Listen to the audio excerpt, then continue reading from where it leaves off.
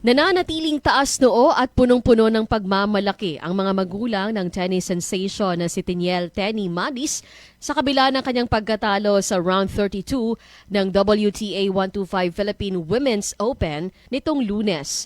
Yumuko ang 18 anyos na Cotabato native sa pambato ng Thailand na kasalukuyang ranked number 197 sa buong mundo. Bagaman hindi pinalad sa susunod na round, umani naman ang papuri si Madis mula sa netizens dahil sa ipinamalas niyang tapang at determinasyon laban sa world-ranked na kalaban. Sa emosyonal na pahayag, pinasalamatan ng kanyang ina na si Jasmine J. Madis ang lahat ng mga sumuporta sa tinaguriang first WTA exposure ng kanyang anak.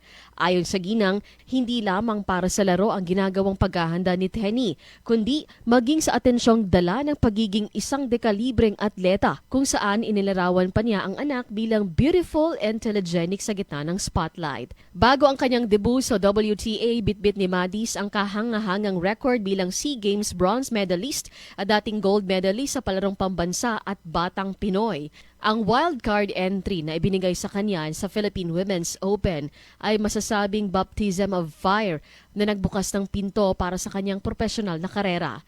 Ang laban niya sa Rizal Memorial Tennis Center ay nagsilbing patunay na kaya makipagsabayan ng mga atletang mula Mindanao sa mga higanteng world tennis. Sa kabila ng resulta ng huling laro, nananatiling buhay ang suporta ng lokal na pamahalaan ng Mlang at buong lalawigan ng Cotabato sa kanyang paglalakbay. Cherry May Tapia, NDBC Bida Balita.